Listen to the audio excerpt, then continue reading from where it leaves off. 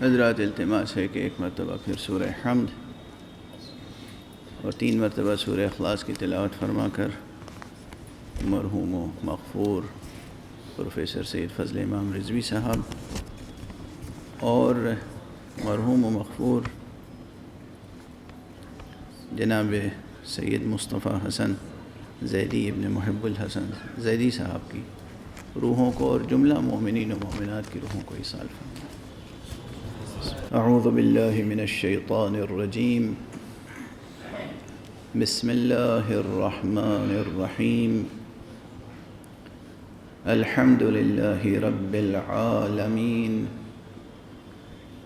والصلاة والسلام علی اشرف الخلائق اجمعین،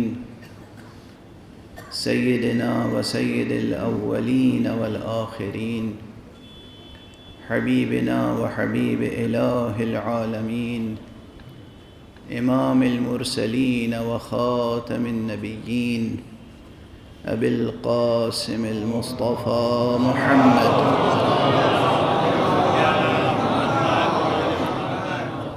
وعلى اہل بیتہ الطیبین الطاہرین الہداة المہدیین المعصومین المظلومین، واللعنة الدائمة على أعداء الحق والدين، أما بعد فقد قال الله تعالى عز اسمه في محكم كتابه ومتقن خطابه، بسم الله الرحمن الرحيم، ذلك فضل الله يؤتيه من يشاء واللہ ذو الفضل العظیم، صدق اللہ العلی العظیم۔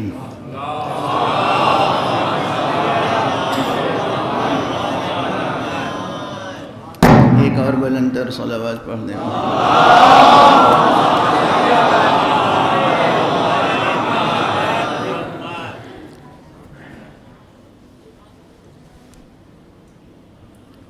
یہ فقیر بہت قبل یہ جملہ عرض کر چکا ہے منبر سے کہ مجلس عزا حقیقتاً مکتب قرآن ہے۔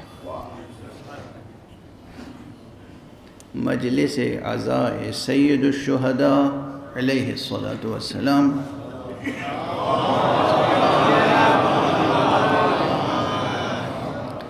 حقیقتاً مکتب قرآن ہے۔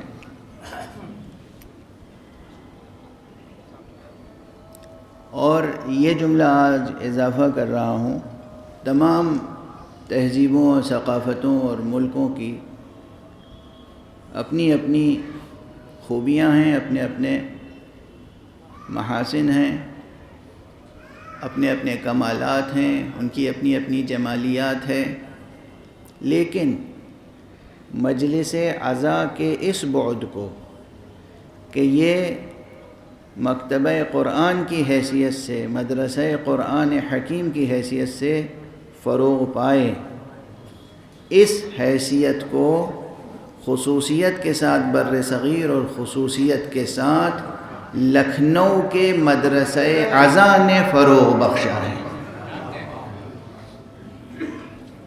ایک صلوات پڑھیں۔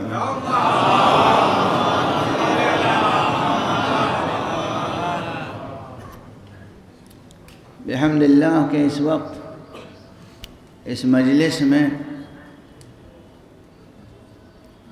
علماء کا مجمع ہے، ادباء کا مجمع ہے، شعراء اور ارباب دانش اور اہل فکر اور اصحاب قول و قلم جمع ہیں۔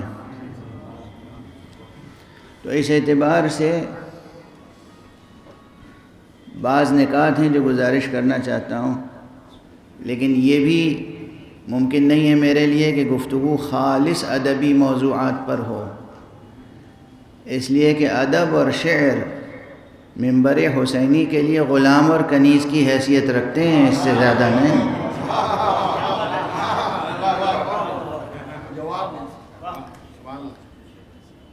منبر حسینی کا امتیاز یہ ہے کہ یہاں گفتگو قرآن سے شروع ہوتی ہے اور قرآن پہ ختم ہوتی ہے۔ اب یہی جملہ غالباً شاید 20-25 سال 30 سال پہلے عرض کیا تھا میں نے، قرآن سے شروع ہوتی ہے اور قرآن پہ ختم ہوتی ہے، صرف اس فرق کے ساتھ کہ قرآن صامت سے شروع ہوتی ہے، قرآن ناطق پر ختم ہوتی ہے۔ منبر کی گفتگو کا سفر قرآن سے قرآن تک ہے۔ منبر کی گفتگو کا سفر قرآن سے قرآن تک ہے۔ یہاں روایات کو بھی بس اتنا ہی دخل ہے، وہی روایتیں ہم منبر سے بیان کرتے ہیں جو مطابق قرآن ہوں۔ جو روایتیں مطابق قرآن نہ ہوں، کہیں پڑھی جائیں تو پڑھی جائیں، منبر سے ان کی گنجائش نہیں آئے۔ اول و آخر یہاں معیار قرآن ہے، محور قرآن ہے، اور اس اعتبار سے کیا یہاں بھی ایک اعجاز قرآنی کا ایک لطیف پہلو سامنے آتا ہے کہ اکثر مؤمنین کے ایصال ثواب کے لیے، مؤمنین کے ایصال ثواب کے لیے جب مجلس کا انعقاد ہوتا ہے کہ ان کے ناموں کی مناسبت سے بھی قرآن مجید سے آیتیں مل جاتی ہیں۔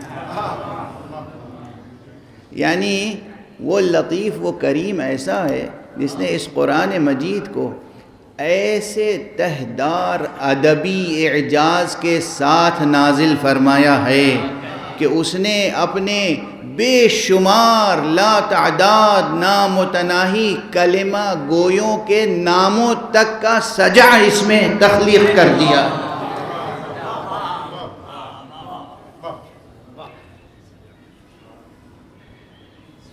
اب یہ تو خاص اصطلاح شعراء اور ادبا کی ہے، پروردگار ان کے درجات کو بلند فرمائے۔ پروفیسر فضل امام رضوی صاحب زندگی بھر علم و ادب سے وابستہ رہے اور علم و ادب کے فروغ میں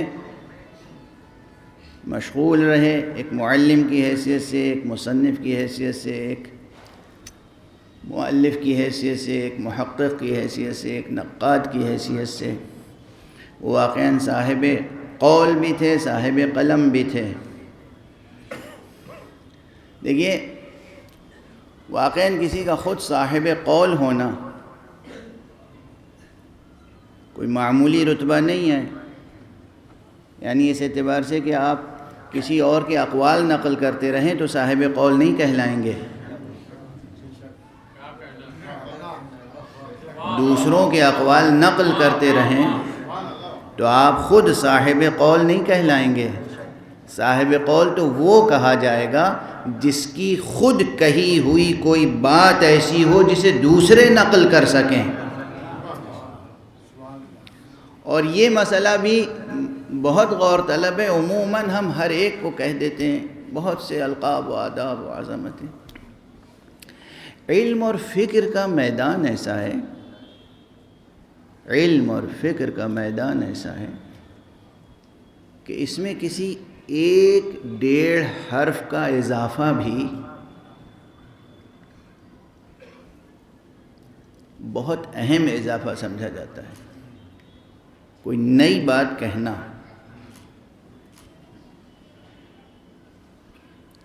یعنی لوگ تو ہر شخص، ہر شاعر، ہر ادیب، ہر خطیب، ہر مصنف، ہر مؤلف یہ سمجھتا ہے کہ میں نے بالکل ایک نئی چیز پیش کی، لیکن اگر وہ مطالعہ کرے تو وہ باتیں سب کی سب گزشتگان کہیں نہ کہیں کہہ چکے ہیں۔ حل غادر الشعراء من متردم، کہیں نہ کہیں کہہ چکے ہیں۔ تو حقیقتاً کوئی نئی بات کہنا، اب ذرا سا اس مشکل مرحلے کو اب درک فرمائیں ایک طرف میں یہ عرض کر رہا ہوں کہ کوئی حقیقتاً نئی بات کہنا آسان نہیں ہے، اور دوسری طرف ایک بات عرض کر رہا ہوں کہ علم وہ حقیقت ہے، وہ زندہ وجود ہے، علم وہ زندہ وجود ہے جو کبھی جمود آشنا نہیں ہوتا،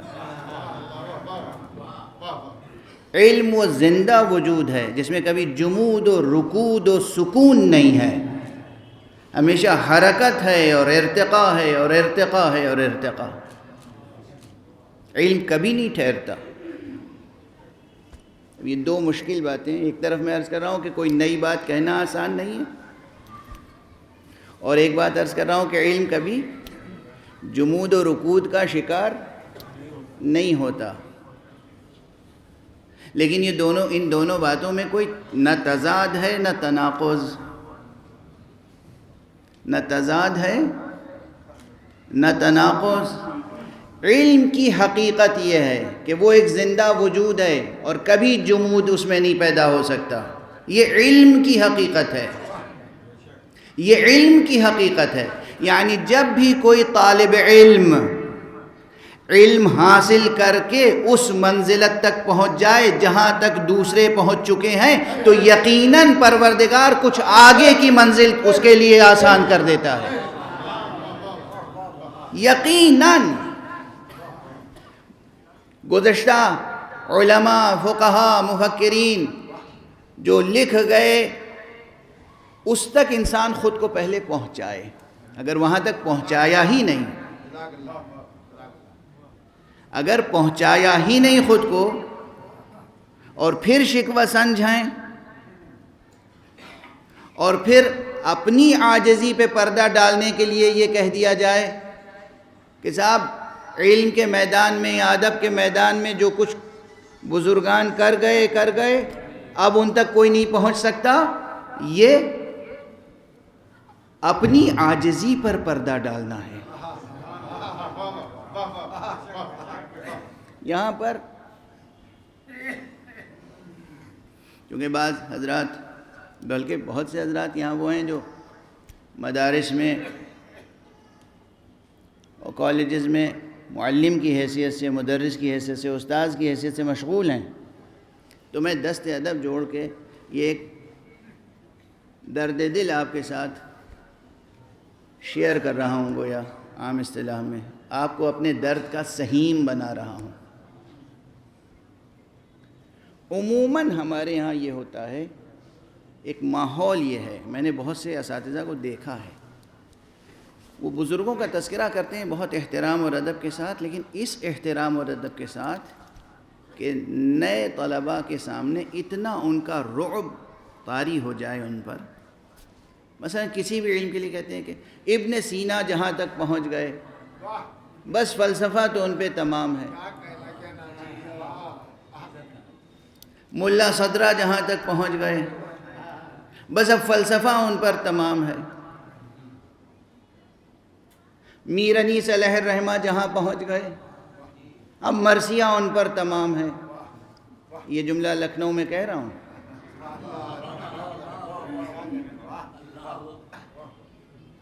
میر و غالب جہاں پہنچ گئے غزل ان پر تمام ہے۔ اچھا، یہ بیان علمی اور تعلیمی دونوں لحاظ سے باطل ہے اور غلط۔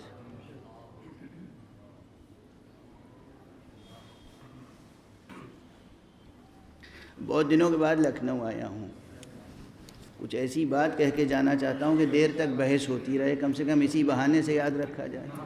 ایک صلوات پڑھ دیجئے محمد۔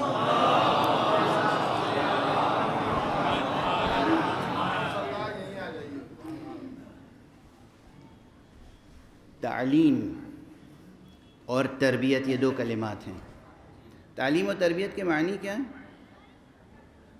تعلیم و تربیت کے معنی ہے کہ جو طالب علم آپ کے سامنے آیا ہے، معلم کے سامنے جو طالب علم ہے، مربی کے سامنے جو طالب علم، جو زیر تربیت فرد ہے، اس کو اس کے پورے وجود کو اس طرح پروان چڑھایا جائے کہ قدرت نے جتنی استعدادیں، جتنی قوتیں اس کے اندر رکھی ہیں وہ فعلیت تک پہنچ جائیں. یہ جو تخم میں وجود ہے یہ اپنے کمال تک پہنچ جائے. اور یہ یاد رکھیے کہ نہ مادر فطرت عقیم ہے، نہ دست قدرت بخیل ہے، نہ ذات خدا غیر کریم ہے. وہ کریم ہے. اس نے جس کو بھی اس دنیا میں بھیجا ہے ایک انفرادیت کے ساتھ، جس کو بھی.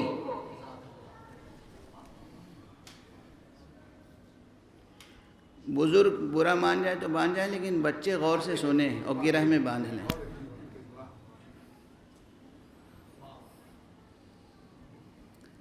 جس کو بھی. اللہ اکبر. وہ اللہ ہے، وہ رب ہے، وہ خالق ہے، وہ قادر ہے، وہ رحمان اور رحیم اور رؤوف ہے، وہ کریم ہے، وہ فیاض علی الاطلاق ہے.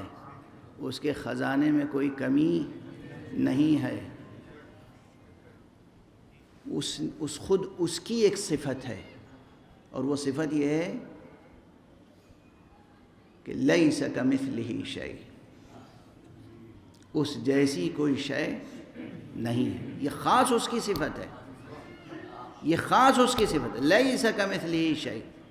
لیکن اس نے اپنی اس صفت کو سمجھانے کے لیے، انسان کے ذہن نشین اور دل نشین کرنے کے لیے جو کچھ کائنات میں بنایا ہے، ہر شے میں، ہر ذرہ صحرا میں، ہر پرے کاہ میں، ہر برگ گل میں، ہر شے میں اس نے ایک انفرادیت ایسی رکھی ہے کہ ایک پرے کاہ دوسرے پرے کاہ سے مماثل نہیں ہے، ایک برگ گل دوسرے برگ گل سے مماثل نہیں ہے. آپ کسی مرغزار میں پہنچ جائیں، کسی سبززار میں پہنچ جائیں، گھاس کی کوئی دو پتیاں ایک جیسی نہیں ملیں گی.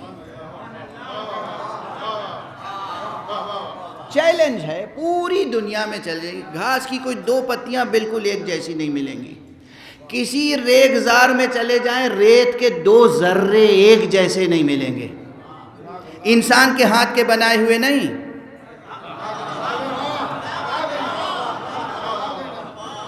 انسان کے تراشے ہوئے نہیں، دست قدرت کے بنائے ہوئے. آغوش فطرت میں جو دست قدرت کے بنائے ہوئے ریت کے ذرے بھی ہیں نا، کوئی دو ذرہ ایک جیسا نہیں ہے، کوئی دو گھاس کی پتیاں ایک جیسی نہیں ہیں. کسی چمن میں چلے جائیں، کوئی دو گلاب کے پھول ایک جیسے نہیں ہیں. ہے یہ بھی گلاب اور یہ بھی گلاب، مگر اس کا انداز الگ ہے، اس کا انداز الگ ہے. کوئی دو برگ گل ایک جیسے نہیں آئیں، یہ پھول کی پتی الگ ہے، یہ پھول کی پتی الگ ہے. ایک جیسی دو چیزیں مل نہیں سکتی. اور کائنات میں کتنے انسان آئے اور آ رہے ہیں اور آتے رہیں گے. خود قرآن نے چیلنج کیا ہے کہ دیکھو یہ جو تمہاری انگلی کی یہ جو پورے ہیں یہ بھی ایک جیسی نہیں ہیں. تو جتنے بھی انسان ہیں، یہاں تک کہ توأم بچے، دو جڑواں بچے بھی جو اس دنیا میں آتے ہیں، جڑواں ہونے کے باوجود ان کے فیچرز ایک دوسرے سے مختلف ہوتے ہیں، ان کی آواز ایک دوسرے سے ملتی ہے مگر مختلف ہوتی ہے.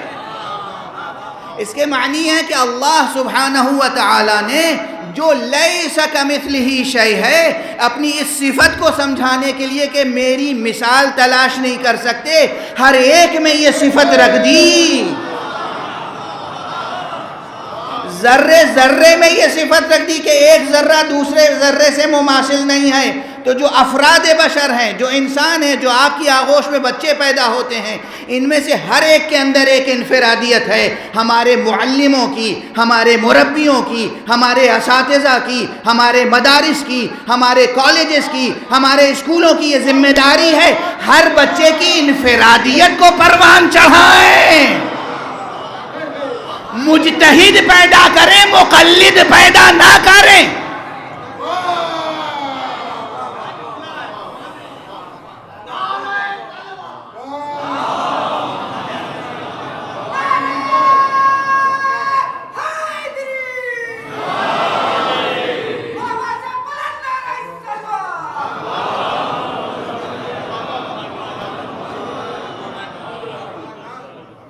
معلموں کی ذمہ داری ہے. اصلاً فن تعلیم، اصول تعلیم و تربیت یہ ہونا چاہیے کہ جو بچہ آپ کے سامنے آیا ہے آپ اسے اپنا جیسا بھی نہ بنائیں. ہر معلم کی یہ آرزو، یہ نیت، یہ قصد، یہ ارادہ اور یہ کوشش ہونی چاہیے کہ اس کا طالب علم اس سے آگے بڑھ جائے. اگر استاد میں یہ جذبہ نہیں ہے تو وہ کچھ ہو سکتا ہے، استاد نہیں ہو سکتا.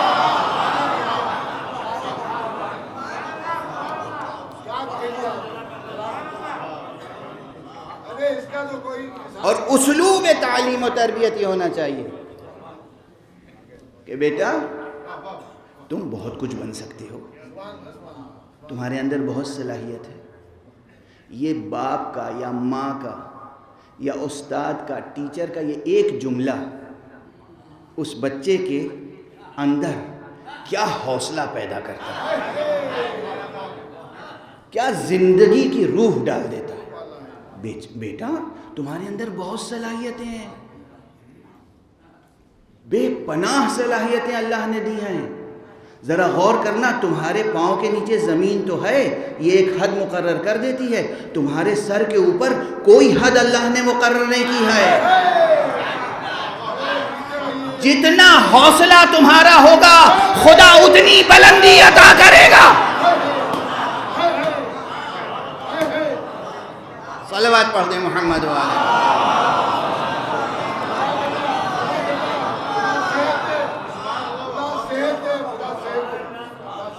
زمین پہ قدم کی حدیں تو ہیں اور سر کے اوپر کوئی حد ہے؟ یہ اساتذہ کی ذمہ داری ہے، یہ والدین کی ذمہ داری ہے. یہ کلچر پیدا ہونا چاہیے ہمارے ہاں جو نہیں ہے، مفقود ہے. معاشروں کی پسماندگی کے اسباب کیا ہوتے ہیں؟ جب بنیادی فکر ہی میں پستی ہوگی تو معاشرہ بلند کیسے ہوگا؟ جب بنیادی تھیوری ہی میں پستی ہوگی تو معاشرہ بلند کیسے ہوگا؟ جب ہمارا بنیادی پیٹرن آف ایجوکیشن، جب ہمارا بنیادی کریکولم، جب ہمارا بنیادی سلیبس، جب ہمارا بنیادی طریقہ تعلیم و تربیت وہی ناقص ہوگا تو معاشرہ کمال کے درجے تک کیسے پہنچے گا؟ اور پہلا اور سب سے بنیادی نقص یہ ہے، واقعاً میں مسلسل دیکھ رہا ہوں، ایک نقص تو یہ ہے، میں نے جو آیت پڑھی تھی اس کے ضمن میں عرض تو کچھ اور کرنا تھا، مگر اب میں عموماً یہ ہوتا ہے کہ جو سوچ کے آتا ہوں ممبر پر آنے کے بعد موضوع بدل جاتا ہے. یہ عموماً ہے میری ایک کمزوری. یہ کل حکیم امت جناب ڈاکٹر قلب صادق صاحب قبلہ مرحوم و مغفور کے ایصال ثواب کی مجلس میں بھی میں نے بس ایک جملہ کہہ کر گزر گیا تھا کہ بڑا مسئلہ یہ ہے کہ ہمارے ہاں نصاب تعلیم کی تنقید کا کوئی تصور ہی نہیں ہے. یعنی ایک کتاب کوئی معلوم ہوا کہ 200 سال سے پڑھائی جا رہی ہے، ایک کتاب 300 سال سے پڑھائی جا رہی ہے، وہی کتاب پڑھائی جا رہی ہے 300 سال. علم ایک زندہ وجود ہے، علم جمود آشنا نہیں ہے. اور آپ 300 سال 400 سال 500 سال پرانی لکھی ہوئی نصاب کی کتابیں پڑھ رہے ہیں اور پڑھا رہے ہیں. اسی کا نتیجہ ہے کہ آج ہماری ملت، ہماری امت 1-2 صدی نہیں، سینکڑوں صدیاں پیچھے ہیں. غلط فہمی میں نہ رہیں گے آپ کہ بہت ترقی یافتہ دور میں آ گئے ہیں، 21ویں صدی میں آ گئے ہیں. سینکڑوں صدی پیچھے ہیں. پورے معاشرے سے خطاب کر رہا ہوں. ہماری خواتین، ہماری مائیں، ہماری بہنیں، ہمارے بزرگان، چھوٹے بڑے سب یاد رکھیں اس فقیر کی بات. 1-2 صدی پیچھے نہیں، ہم سینکڑوں صدیاں پیچھے ہیں. اس لیے کہ ہمارے نصاب میں ہر سال تبدیلی ہونی چاہیے. جس چیز کو ہر سال ریوائز کیا جانا چاہیے وہ چیز 400 سال سے ریوائز نہیں ہوئی، 300 سال سے ریوائز نہیں ہوئی، 500 سال سے ریوائز نہیں ہوئی۔ آپ غور فرما رہے ہیں کون سی زندگی بسر کر رہے ہیں ہم؟ کل تو میں نے انسان کی تعریف بحث کی تھی، حقیقت یہ ہے کہ ہم جمادی سطح حیات پر ہیں، جمادی جمود کا شکار۔ عجیب و غریب جمود ہے، عجیب و غریب جمود، ایسا جمود کہ اگر اسے جمود کہیں تو لفظ جمود بھی شرما جائے اور شکایت کرے، ایسا جمود۔ ترقی کیسے کریں گے؟ نہ دین میں ترقی کر رہے ہیں نہ دنیا میں۔ آج آپ حضرات کو یہ توقع نہیں ہوگی کہ میں اس طرح کی تلخ باتیں کہوں گا، کل میں نے ممبر پہ کہا تھا کہ دعا کیجئے میں اور تلخ ہو جاؤں۔ ایک صلوات پڑھ دیجئے محمد والا۔ نہیں میں خود بھی پڑھنے کے لیے، آپ مجھے گزارش کرنے دیں، میں یہ سب گزارش کرنے کے لیے آیا نہیں تھا، مگر صحیح سچی حقیقی واقعی صورتحال یہ ہے جہاں قومیں ذرا بیدار ہو جاتی ہیں، جہاں قومیں ذرا بیدار ہو جاتی ہیں، جہاں قائد اچھے ہوتے ہیں، جہاں رہبر اچھے ہوتے ہیں، وہاں کیا ہوتا ہے؟ وہاں انقلاب ایران آ جاتا ہے۔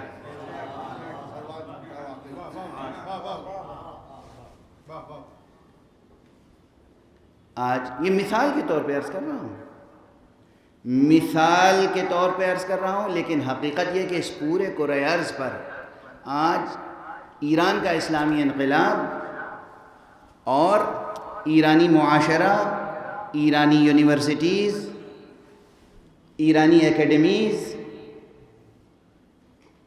قابل مثال ہیں اور قابل تقلید۔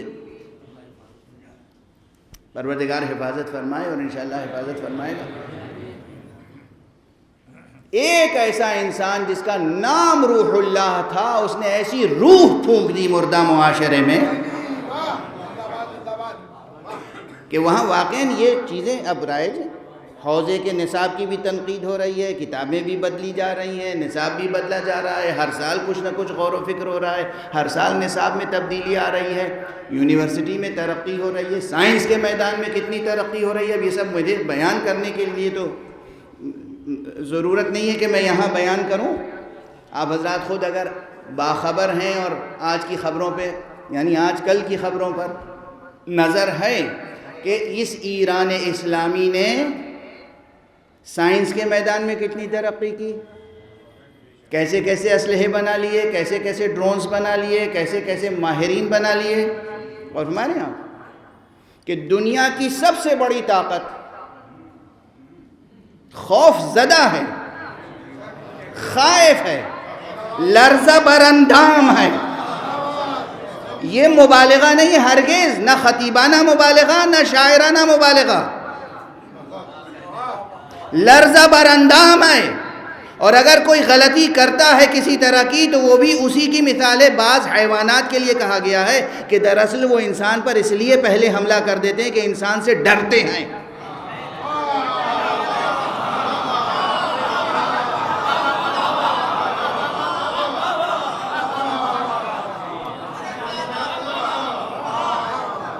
یہ حقیقت ہے، یہ حقیقت ہے۔ کتاب حیات الحیوان پڑھ لیجئے، یا کتاب الحیوان جاحظ کی پڑھ لیجئے، یا کمال الدین شافعی کی، یا جدید تحقیقات۔ بعض حیوانات کے لیے یہ ہے کہ وہ انسان کو دیکھ کر ڈر جاتا ہے اور پیچھے ہٹتا ہے اور اپنے کو بچانے کی فکر رکھتا ہے، اور اس کے بعد جب بہت خوف اس پہ طاری ہو جاتا ہے تو وہ انسان پہ حملہ آور ہو جاتا ہے۔ حیوان کی یہی صفت ہوتی ہے۔ صلوات پڑھ دیجئے محمد وال۔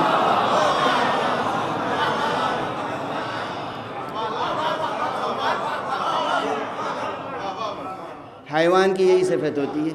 اسی لیے میری گزارش ہے کہ آپ کے مدرسوں میں، مکتبوں میں، کالجز میں، یونیورسٹیز میں جب کوئی شخص آئے، جب کوئی بچہ آئے تو سب سے پہلے اسے یہ احساس دلائیے، یہ ادراک بیدار کیجیے کہ بیٹا تم حیوان نہیں انسان ہو، تم انسان ہو۔ پھر اسے بتائیے کہ انسان ہوتا کون ہے؟ اب میں مجبوراً اپنی ہی تقریر کا اقتباس، کل کی تقریر کا اقتباس، کہ جو ڈیفینیشنز ہیں نا صدیوں سے چل رہی ہیں منطق کی کتابوں میں، یقین فرمائیے یا تو ارسطو کی کتابوں کے ترجمے میں ابتدائی مترجمین نے غلطی کی، یا پھر واقعاً ارسطو کی غلطی ہے۔ محمل ہے یہ تعریف، الانسان حیوان ناطق، معنوی اعتبار سے بھی اور لفظی اعتبار سے بھی۔ اور یہی سبب ہے کہ اینیملزم کو فروغ ملا۔ انسان حقیقتاً وہ موجود ہے، وہ مخلوق ہے۔ دیکھیے اب اس میں یہ جو تعریف میں نے عرض کی تھی اس میں خود ہی ذرا سی وضاحت ان کے لیے کر دوں، جوانوں بچوں کے لیے کہ جو اس طرز گفتگو سے مانوس نہیں ہیں، ورنہ علماء کے لیے تو میں کیا افادہ کروں گا، میں خود ان سے استفادہ کروں گا، کہ تعریف ہمیشہ اس طرح کی جاتی ہے کہ جس چیز کی تعریف کرنی ہے وہ روشن ہو جائے، سمجھ میں آئے، تو اس چیز کے ذریعے سے تعریف کی جائے گی جو پہلے سے زیادہ روشن ہو، جو جانی پہچانی ہو، وہ چیز پہچنوائے گی اسے جو جانی پہچانی چیز نہیں ہے۔ یہاں تک کل عرض کر چکا ہوں۔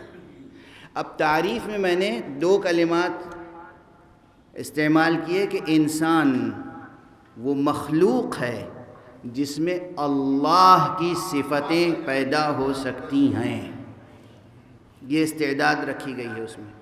اس میں ایک حسن غالباً یہ ہے جو ہمارے عرفاء، صوفیہ، فلاسفہ، حکماء کہتے آئے ہیں، اور حقیقت یہ ہے کہ اس کائنات میں کوئی شے، یاد رکھیے گا یہ جملہ، جو لوگ خدا کو تلاش نہیں کر سکتے وہ یاد رکھیں گے اس میں ایک غفلت کا پردہ ہے اور کچھ نہیں، ورنہ خدا کا نور تو اتنا عیاں ہے کہ جدھر دیکھو خدا نظر آ جاتا ہے۔ کوئی حجاب اللہ نے اپنے و مخلوقات کے درمیان نہیں رکھا، کوئی حجاب نہیں ہے، قطعاً کوئی حجاب نہیں ہے، کسی طرح کا حجاب نہیں ہے۔ حجاب سب مخلوقات کی طرف سے یا جہل کا حجاب ہے یا غفلت کا حجاب ہے، کوئی حجاب نہیں ہے۔ اس لیے اس کائنات کی سب سے معروف، سب سے زیادہ جانی پہچانی، سب سے روشن، سب سے اجلا حقیقت خود ذات باری تعالیٰ کی ہے، اور اسی لیے قرآن مجید میں فقرہ آیا ہے کہ اللہ نور السماوات والارض، اللہ آسمانوں اور زمینوں کا نور ہے، اللہ آسمانوں اور زمینوں کا نور ہے۔ نور ہی کی روشنی میں ہر چیز کو دیکھا جاتا ہے، کسی اور چیز کی روشنی میں نور کو نہیں دیکھا جاتا۔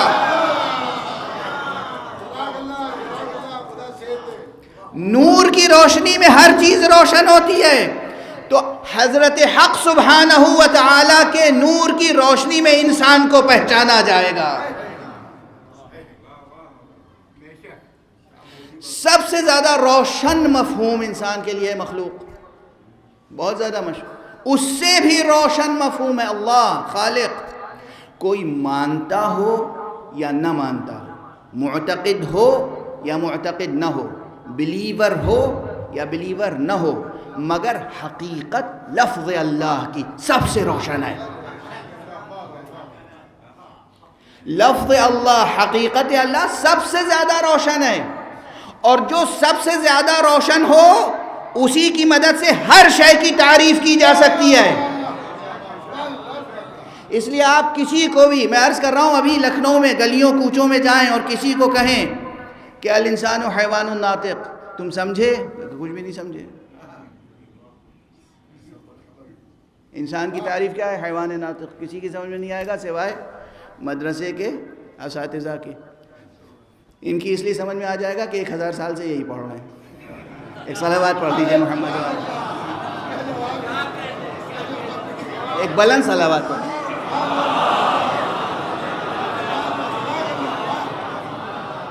نہیں نہیں، آپ حضرات کو یہ بات پسند نہیں آئی تو میں شرمندہ ہوں. اب اپنی میری شرمندگی کو دور کرنے کے لیے ایک بلند تر صلوات پڑھیے.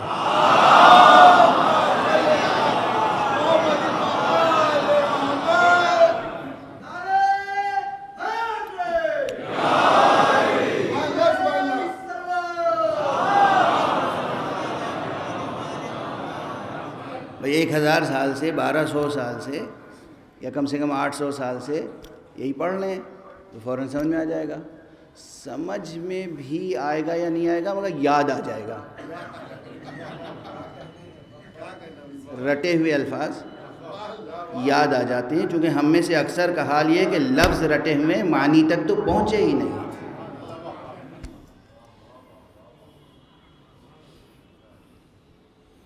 اب یہ جملہ تو میں کئی بار کئی جگہ کہہ چکا ہوں، لیکن پھر دہرا دوں. بعض باتیں دہرانی چاہیے. یہ جو میں نے کہا نا معنی تک تو پہنچے ہی نہیں ہے، یہ کیوں کہہ دیا؟ عام طور پہ ہمارے اسکولوں میں مدرسوں میں معنی ڈھونڈنے کے لیے بچوں کو کس چیز کی طرف لے جایا جاتا ہے؟ ڈکشنری، لغات. سن رہے ہیں سب بچے، خاص طور سے اسٹوڈنٹ سن رہے ہیں؟ میننگ تلاش کرنے کے لیے، معنی ڈھونڈنے کے لیے، میننگ کی ریسرچ کے لیے کہاں بھیجتے ہیں؟ ڈکشنریز. اور یہ سن لیجئے اور یاد رکھیے، گرہ میں باندھ لیے، ڈکشنری میں میننگ ہوتی ہی نہیں ہے. کتاب لغات مردہ الفاظ کا مقبرہ ہے، اس میں معنی نہیں ملتے. ڈکشنری میں ایک لفظ کے بدلے دوسرا لفظ ملتا ہے. آپ انکار کریں گے اس بات کا؟ ڈکشنری میں ایک ورڈ کے بدلے دوسرا ورڈ ملتا ہے. فرض کیجئے انگلش اردو ڈکشنری ہو تو ایک طرف لکھا ہوگا واٹر، ایک طرف لکھا ہوگا پانی. یہ بھی ایک لفظ ہے، یہ بھی ایک لفظ ہے. اگر ڈکشنری میں واٹر یا پانی کے معنی ہوں تو ڈکشنری گھل کے رہ جائے گی، اس کا وجود ہی باقی نہیں رہے. تو میننگ ڈکشنری میں نہیں ملتی، نہیں ملتے معنی. فائر، آگ، آتش، اس کی میننگ، اس کے معنی ڈکشنری میں ہیں.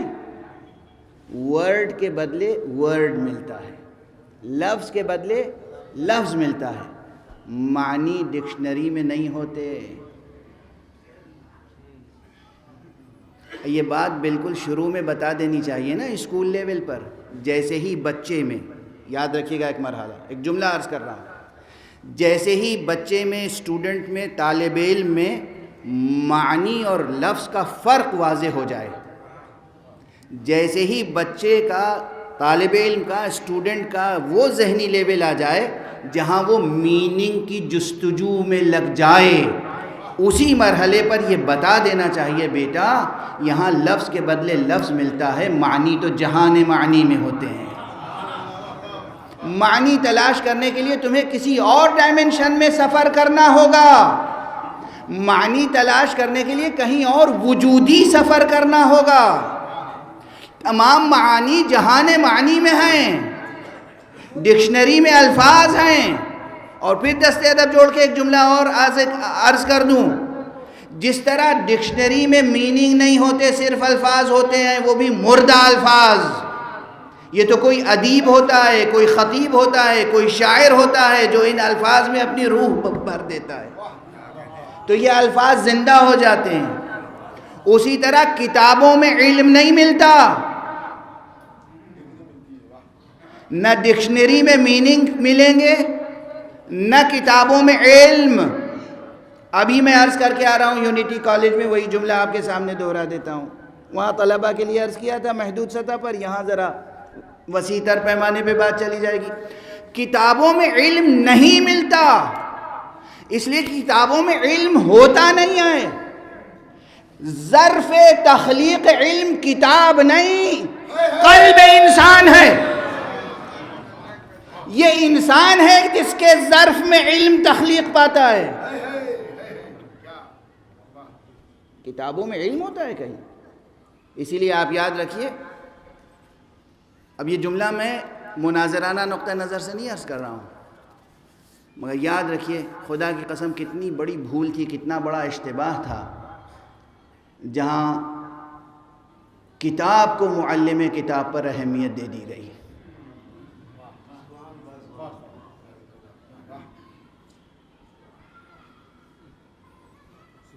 جہاں بھی یہ نعرہ بلند ہوا ہو کہ کتاب ہمارے لیے کافی ہے،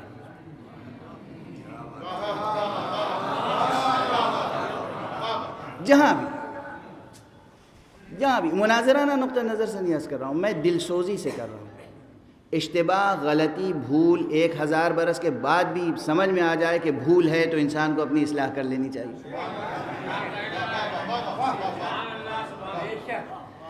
میں مناظرہ میرا میدان نہیں ہے، میں مناظرے کے لیے کبھی گفتگو نہیں کرتا ہوں۔ مناظرے کی اپنی منزلت ہے، علمی میدان میں علمی انداز سے مناظرہ ہونا چاہیے اگر اس کی ضرورت پیش آئے تو۔ دل سوزی سے ایک بات عرض کر رہا ہوں، کتابوں میں علم نہیں ہوتا، کتابوں میں علم کی طرف پہنچنے کے اشارے ہوتے ہیں۔ ڈکشنری میں میننگ نہیں ملتے، معانی نہیں ملتے، معانی تک ذہن کو منتقل کرنے کے لیے لفظی اشارے ملتے ہیں۔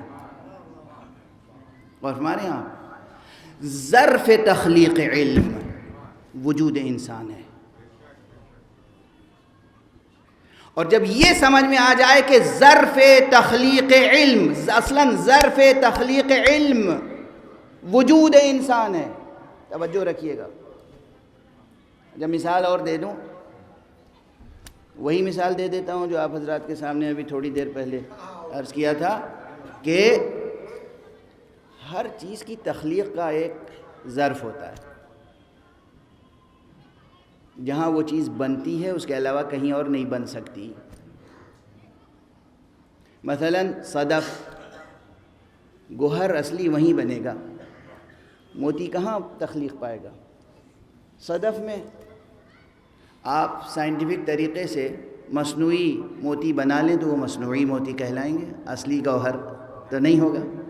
اصلی گوہر، اصلی موتی کہاں ہوگا؟ جو قدرتی طور پر صدف میں تخلیق ہوتا ہے۔ یہ موتی صدف کے علاوہ کہیں نہیں بن سکتا۔ مرجان، یہ جو ہے سمندر کی تہوں میں شاخ مرجان کی تخلیق ہوتی ہے، یہ صحرا میں نہیں تخلیق ہو سکتا۔ در نجف صحرائے نجف میں تخلیق ہوتا ہے، یہ صحرائے راجستھان میں نہیں تخلیق ہو سکتا۔ عقیق، یاقوت، فیروزہ پہاڑوں کے سینے میں تخلیق ہوتا ہے، یہ کہیں اور تخلیق نہیں ہو سکتا۔ ہر چیز، اب اور آسان کر دوں، بھئی بچوں کو یاد رہے گا، بڑوں کے لیے نہیں، بچوں کو یاد رہے گا بالکل، جو کہ بھئی آم کا پھل بیری کے درخت پہ نہیں آ سکتا، اور بیری کا پھل وہ آم کے درخت پہ نہیں آ سکتا۔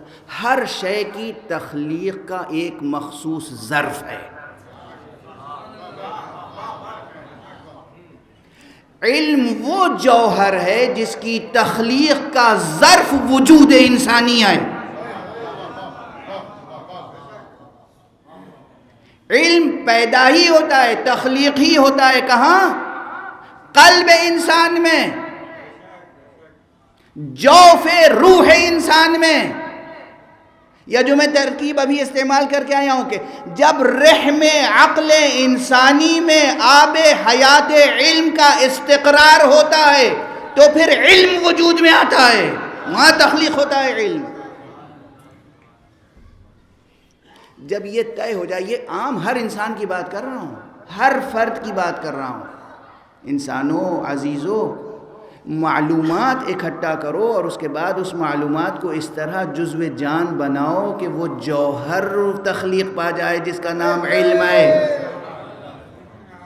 یہ تجربہ ہر انسان کے ساتھ ہے، واضح ہے۔ اگر یہ بات سمجھ میں آ جائے، اگر یہ بات سمجھ میں آ جائے کہ اصلاً جوہر علم، حقیقت علم، اس کی تخلیق ہی ہوتی ہے ظرف قلب انسانی میں، تو وہ حدیث مبالغہ، استعارہ یا تشبیہ نہیں، حقیقت کا بیان سمجھ میں آ جائے گی کہ یہ حدیث حقیقت کا بیان ہے کہ انا مدینۃ العلم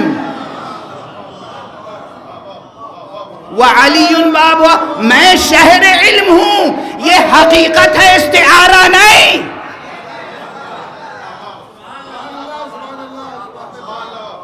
یہ مجاز نہیں ہے، یہ استعارہ نہیں ہے،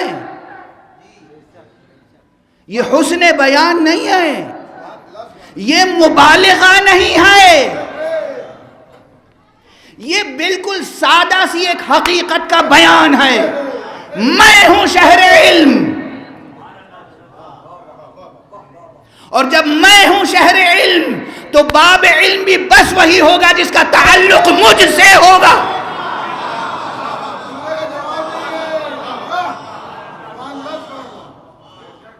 تو اب ایک جملہ عرض کر لینے دیجئے، چونکہ آج شب شہادت حضرت فاطمہ زہرا سلام اللہ علیہا بھی ہے.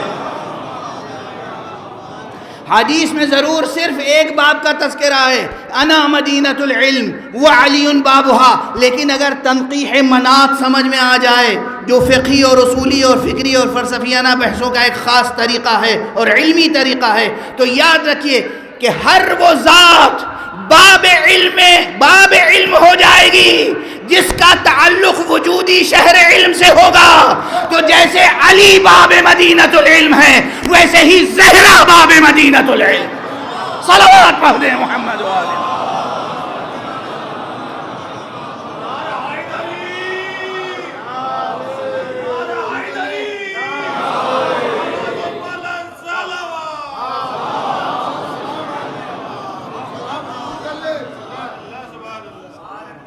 جس طرح علی باب مدینۃ العلم ہے. کیوں؟ اس لیے کہ علی غیر نہیں ہے، منی کی سند حاصل ہے. علی منی وانا منہ، یا علی انت منی وانا منک. یہ سب تعبیریں موجود ہیں صحیح سندوں کے ساتھ. فاطمہ بضعۃ منی، فاطمہ میرا جزو وجود ہے. حسین منی وانا من حسین، حسن منی وانا من، یہ سب تعبیریں موجود ہیں. جہاں جہاں منیت کی سند رہے گی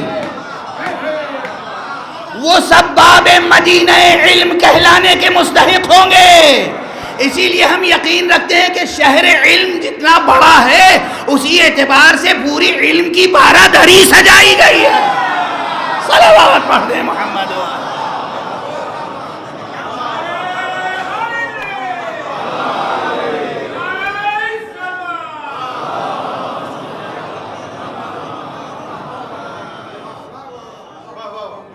اول و آخر حقیقت یہ ہے، شہر علم مصطفیٰ کی ذات ہے. اول و آخر حقیقت یہ ہے کہ حقیقت نبوت منحصر ہے ذات مصطفیٰ میں. اول و آخر. مجھ سے کہیں پوچھا گیا کہ ختم نبوت کی دلیل کیا ہے، کہ جناب محمد مصطفیٰ صلی اللہ علیہ وآلہ وسلم پر نبوت ختم ہو گئی. کیا دلیل ہے اس پر؟ میں نے کہا ایک دو دلیلیں نہیں ہیں، اتنی دلیلیں ہیں کہ کائنات میں جتنے انسان ہیں ہر ایک کی سطح ذہنی کے مطابق کوئی نہ کوئی دلیل موجود ہے. لیکن آپ کے لیے صرف ایک جملہ شاید کافی ہو جائے، اور وہ یہ کہ ختم نبوت مصطفیٰ پر اس لیے ہو گئی، نبوت اس لیے ختم ہوئی کہ نبوت انہی کی ذات میں منحصر تھی. جو شے جہاں منحصر ہوگی وہیں سے شروع ہوگی وہیں ختم ہوگی. اسی لیے پہلے نبی بھی وہی ہیں، آخری نبی بھی وہی ہیں. کنت نبیا وآدم بین الماء والطین. آدم سے پہلے بھی نبی کون؟ مصطفیٰ. عیسیٰ کے بعد بھی نبی کون؟ مصطفیٰ. جہاں سے بات شروع ہوگی وہیں ختم ہوگی، اس لیے کہ یہ حقیقت منحصر ہے ذات محمدی. اول و آخر کا یہ فلسفہ ذرا سمجھنے میں تھوڑی دیر لگ سکتی ہے، کسی کو دیر لگ سکتی ہے، لیکن غور کریں گے، حجلے فکر میں اعتکاف کریں گے تو پھر ممکن نہیں ہے کہ حقیقت روشن نہ ہو، ممکن نہیں ہے کہ حقیقت روشن نہ ہو۔ یہ حقیقت منحصر ہے ذات مصطفیٰ میں، جس طرح حقیقت نبوت، ایک جملہ اور عرض کروں، ابھی میں عرض کر رہا تھا حقیقت علم منحصر ہے ذات مصطفیٰ میں، اور ابھی عرض کر رہا ہوں کہ حقیقت نبوت منحصر ہے ذات مصطفیٰ میں۔ کیا دونوں میں کوئی تناقض ہے یا تضاد؟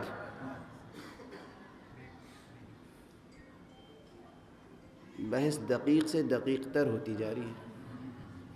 میں نے ضرور ایک دو جملے اپنے دہرائے ہیں، پرانے نئے، مگر بالکل نئی بحث عرض کر رہا ہوں اس وقت، جو اس سے پہلے نہیں عرض کی ہے کہیں کسی ممبر پر۔ وہ یہ حقیقت نبوت جہاں منحصر ہوگی وہیں حقیقت علم بھی منحصر ہوگی۔ ممکن نہیں ہے کہ حقیقت نبوت حقیقت علم سے جدا ہو جائے، اس لیے کہ جو کچھ بھی سرمایہ علم اس کائنات میں ہے اصل اس سب کی وحی ہے۔ یاد رکھیے گا جوانان عزیز، اب یہ ایک تربیتی نکتہ بھی ہے، اعتقادی بھی ہے، علمی بھی ہے۔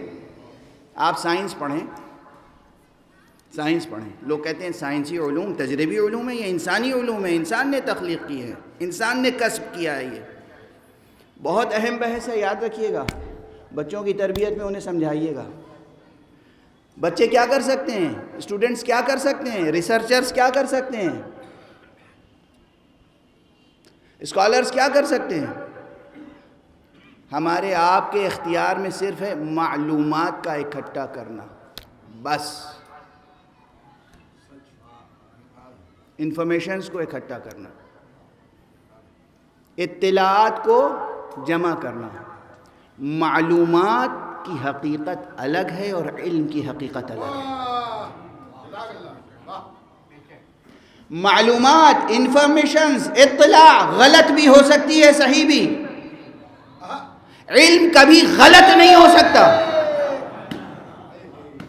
اطلاع غلط بھی ہو سکتی ہے، صحیح بھی ہو سکتی ہے، علم کبھی غلط نہیں ہو سکتا۔ اس لیے صرف معلومات اکٹھا کر کے کوئی نہ عالم بن سکتا ہے نہ علامہ۔ انفارمیشنز، اطلاعات، معلومات، دنیا بھر کی جنرل نالج ہو جائے، معلومات ہو جائے، معلومات رہے گی، علم کے درجے تک ارتقا نہیں پا سکتی۔ ہم سب کا، چاہے وہ یہودی ہو، چاہے عیسائی ہو، چاہے بت پرست ہو، چاہے مشرک ہو، بہت سے سوالات کا جواب بھی ہو جائے گا اس میں، چاہے مومن ہو، مسلمان ہو، کوئی بھی ہو اس کرۂ ارض پر، جب بھی کوئی کسی علمی انکشاف کے درجے پر پہنچتا ہے تو بغیر لطف الہی کے ممکن نہیں ہے۔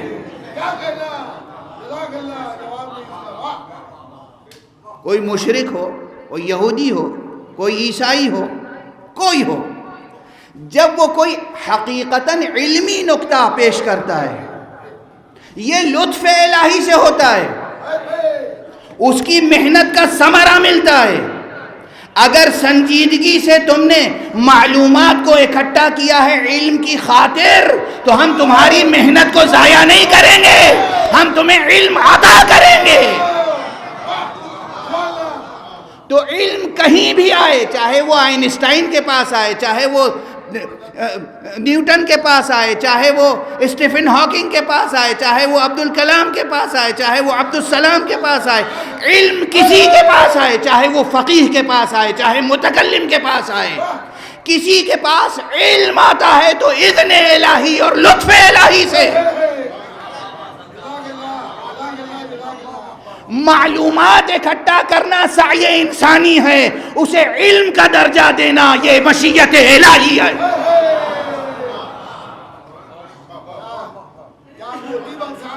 اور جب علم کی عطا، علم کی تخلیق، علم کی مشیت الہی سے مربوط ہے تو پھر علم کی حقیقت اور وحی کی حقیقت متفق ہو گئی یا نہیں؟ اب صرف اگر میں کہہ دوں کہ ہر ایک پہ وحی ہوتی ہے تو معلوم ہوگا کہ صاحب انہوں نے تو کفر کر دیا، شرک کر دیا، ختم نبوت کا انکار کر دیا۔ یہ سب نہیں ہے۔ وحی کے مراتب ہیں. وہ وحی الگ ہے جو شہد کی مکھی پر ہوتی ہے، وہ وحی الگ ہے جو آئنسٹائن پر ہوتی ہے، وہ وحی الگ ہے جو نبی خدا پر ہوتی ہے. یہ ہے سب وحی کے مراتب. بغیر لطف الہی کہیں علم تخلیق نہیں ہو سکتا، اور جب بغیر اذن الہی، لطف الہی، وحی الہی علم تخلیق نہیں ہو سکتا تو علم بھی وہیں منحصر ہوگا جہاں نبوت منحصر ہوگی. اور جہاں نبوت منحصر ہے اس کا نام ہے حقیقت محمدیہ. تو اسی حقیقت محمدیہ کو حق حاصل تھا کہ وہ اعلان کرے انا مدینۃ العلم، میں ہوں شہر علم، اور جو مجھ سے جڑ جائے وہ باب مدینہ علم ہو جاتا ہے. صلوات پڑھ دے محمد والے.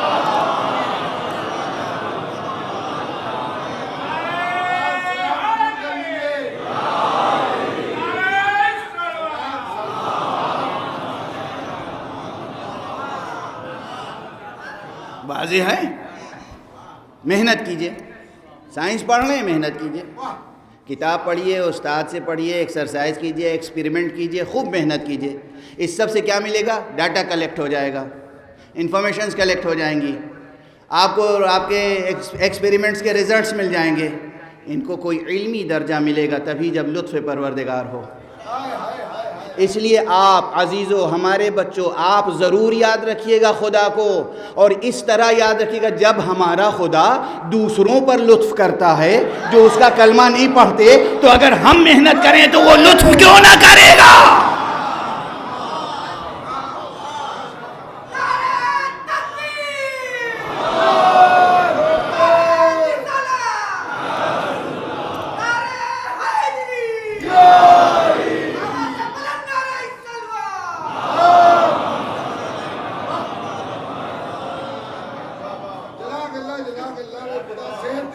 جو اللہ ملحدوں پہ کرم کرتا ہے، جو اللہ مشرکوں پہ کرم کرتا ہے، جو اللہ کافروں پہ کرم کرتا ہے، جو اللہ غیر ادیان پر کرم کرتا ہے اس کے ماننے والوں کو، تو وہ کلمہ لا الہ الا اللہ اور محمد رسول اللہ پڑھنے والوں پر کرم کیوں نہیں کرے گا؟ کیسے ممکن ہے کہ نہ کرے؟ کیسے ممکن ہے کہ کرم نہ کرے؟ آپ محنت کریں، تجربے کریں، مطالعہ کریں، اچھے اساتذہ اور کوالٹی ایجوکیشن جسے کہتے ہیں حاصل کریں، لیکن لو لگی ہو خدا سے. ایک جملہ عرض کروں، یہ بھی یاد رکھیے، ہو سکتا ہے کہ جو اللہ کو بالکل یاد نہ کرتا ہو وہ محنت کرے علم کی تلاش میں، تو اللہ اس پر پہلے کرم کر دے. اور آپ جو ایک ایسے ماں باپ کے گھرانے میں پیدا ہوئے کہ جو اشہد ان لا الہ الا اللہ محمد رسول اللہ کہتے ہیں، اور آپ محنت کریں علمی میدان میں خدا سے غافل ہو کر، تو تنبیہ کے طور پر آپ پر لطف کرنے میں تاخیر کریں. ممکن ہے، یہ قطعاً ممکن ہے. قرآن مجید کی آیتوں سے استفادہ ہوتا ہے کہ جن کا جتنا ربط مصطفیٰ صلی اللہ علیہ وآلہ وسلم سے زیادہ ہے، جب وہ گناہ کرتے ہیں تو ان پر دوسروں کے مقابلے میں دگنا عذاب رکھا گیا ہے. اگر وہ گناہ کریں جن کا تعلق ذات گرامی مصطفیٰ سے ہے تو ان کا عذاب دوسروں سے دگنا ہے، اجر بھی دگنا ہے مگر عذاب بھی دگنا ہے. تو علم کے میدان میں شاید ہم جو اتنا پچھڑ گئے اس کے دو سبب ہے: نہ ہم نے دنیاوی اعتبار سے محنت کی، نہ خدا پر سچے ایمان کا ثبوت دیا. مکمل ایمان، مکمل یقین، مکمل توکل، مکمل توسل،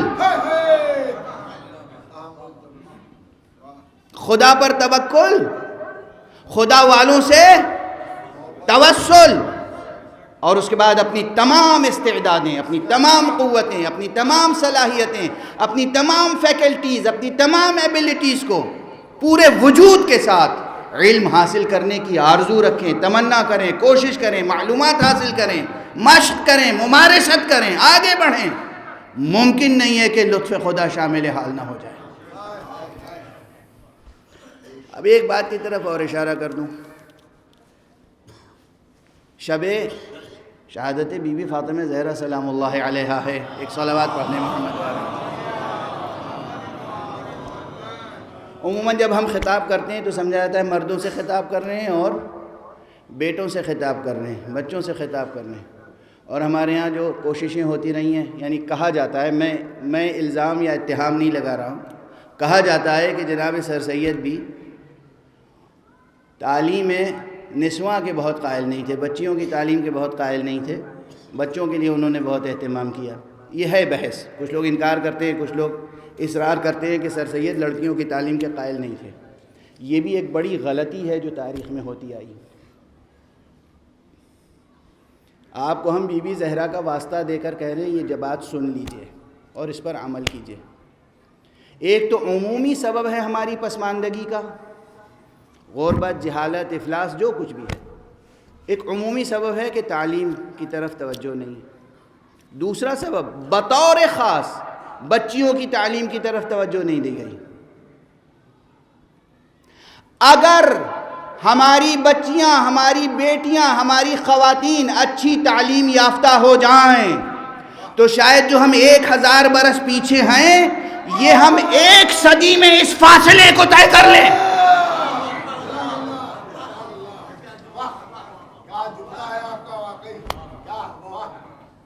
1 صدی میں ہم 1000 کی مسافت طے کر لیں گے اگر ہماری بچیاں، ہماری خواتین تعلیم کے زیور سے آراستہ ہو جائیں۔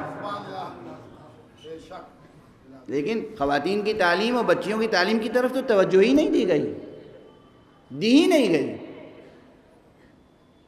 عجب انداز سے امت نے سفر طے کیا ہے۔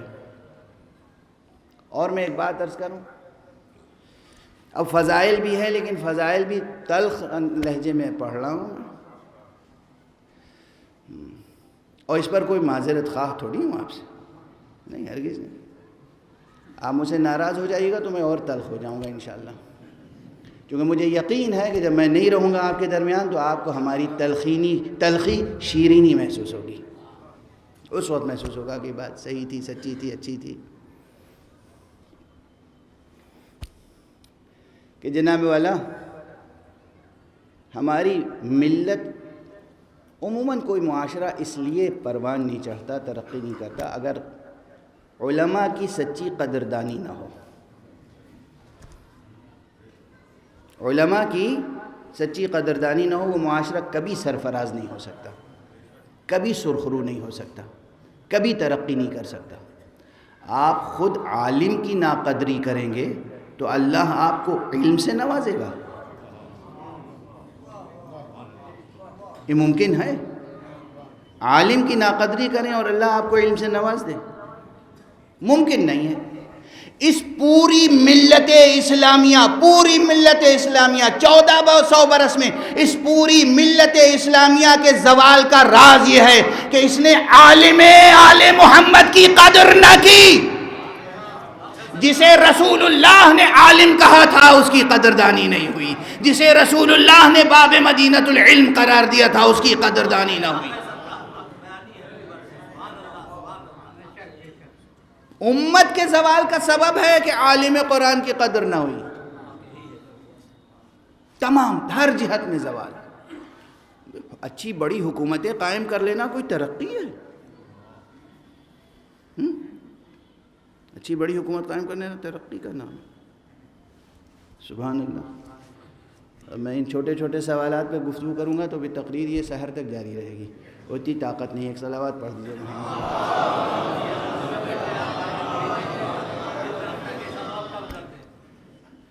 کوئی اچھی بڑی حکومت قائم کر لینا، ظلم کرنا، ستم کرنا، جبر کرنا، یہ کوئی ترقی ہے؟ حضور صلی اللہ علیہ وآلہ وسلم نے فرمایا، لا دین للملوک، بادشاہوں کا کوئی دین نہیں ہوتا۔ کیوں فرمایا یہ؟ حقیقتاً نہیں ہوتا، کیونکہ جو ملک چاہتا ہے، اقتدار چاہتا ہے، اسے کیا کہتے ہیں؟ اقتدار پرست. اور یہ دل اس سینے میں ایک ہی ہے، یا اقتدار پرست ہو جائے یا خدا پرست.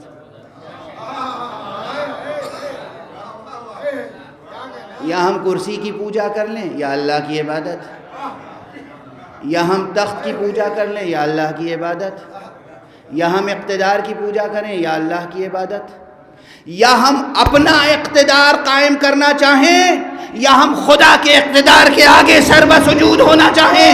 دونوں میں تضاد ہے، تناقض ہے. ممکن نہیں ہے کہ کوئی اپنا اقتدار قائم کرنا چاہے اور اس کا ایمان سلامت رہے.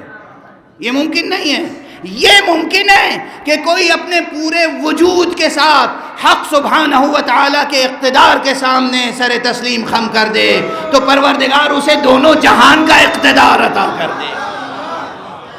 جو خدا کے سامنے سر بسجود ہوتا ہے اسی کو یہ اقتدار ملتا ہے کہ ستارے اس کی ڈہڑی پر اترتے ہیں، چاند اس کے اشارے پہ 2 ٹکڑے ہوتا ہے، سورج اس کے اشارے پہ پلٹتا ہے. یہ سب کس کے لیے ہوتا ہے؟ جو خدا کے اقتدار کے آگے سر بسجود ہو جائے. انبیاء، ائمہ، اولیاء، ان کے کرامات، معجزات، سب کا راز کیا ہے؟ بندگی خدا. لا دین للملوک، بادشاہوں کا دین نہیں ہوتا، واقع نہیں ہوتا، حقیقتاً نہیں ہوتا ہر دور میں. اور جب کوئی کرسی اقتدار پر آتا ہے آپ سوچ رہے ہوں گے بہت سی باتیں یہ کہہ رہے ہیں. بہت سی باتیں کہنے ہی آیا ہوں. جہاں جہاں کی جو بات ہے وہاں وہاں پہنچ جائے گی.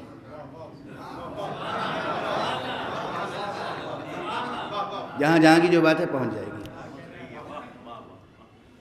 تو جو اشارے میں کر رہا ہوں قریب کا اشارہ نہیں ہے، بعید کا اشارہ ہے. صلوات پڑھ دیجیے گا محمد ایک اور صلوات پڑھ دیجیے گا.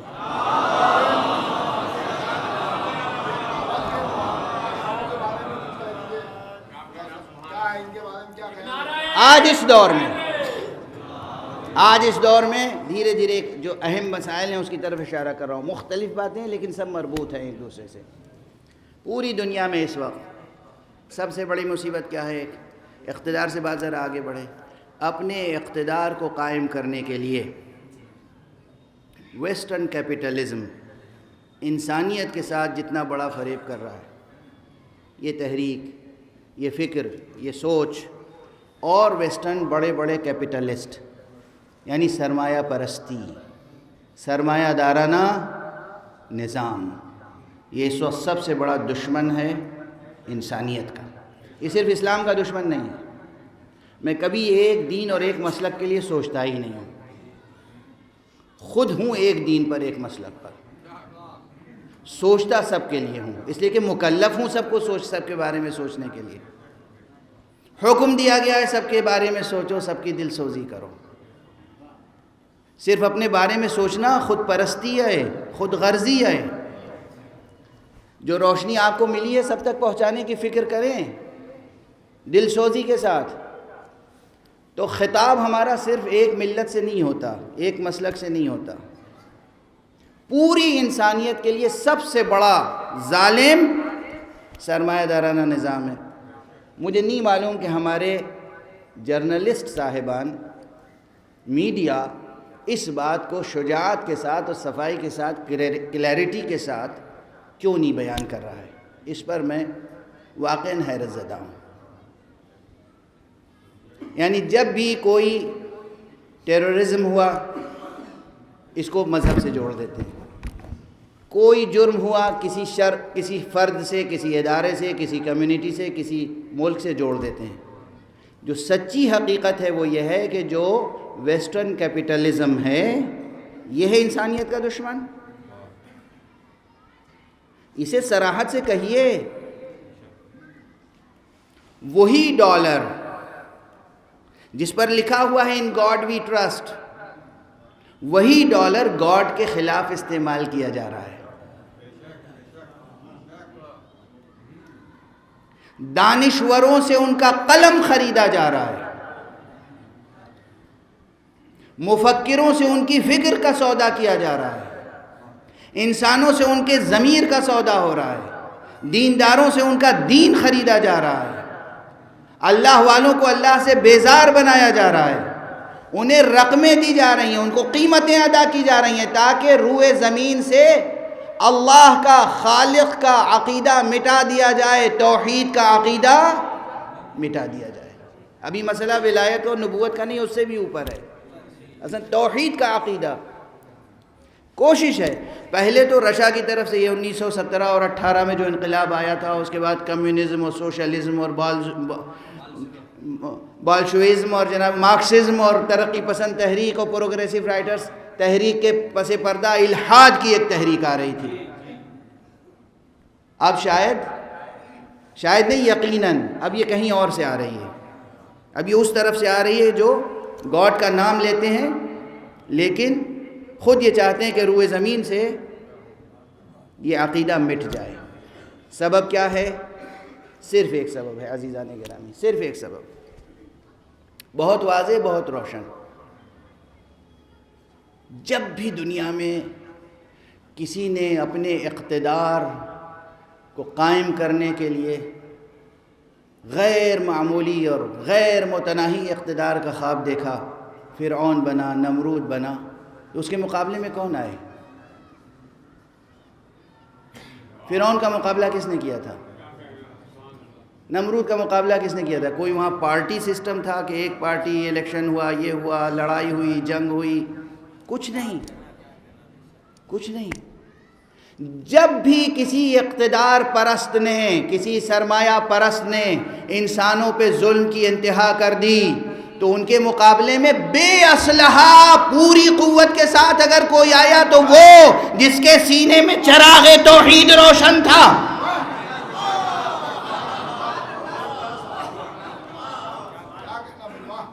فرعون کے مقابلے میں آئے موسیٰ کے پاس لشکر تھا، اسلحہ تھا، ٹینک تھا۔ موسیٰ کے پاس قوت ایمانی تھی۔ نمرود کے مقابلے میں کون آیا؟ نمرود کے مقابلے میں کون آیا؟ حضرت ابراہیم، بت شکن۔ پوری تاریخ دیکھ لیں، جب بھی کوئی اقتدار پرست بے مہار ہوتا ہے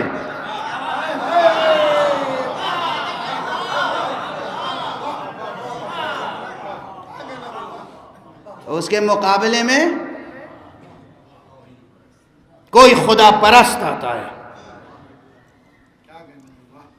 اسی لیے اب ایک جملہ اور عرض کروں،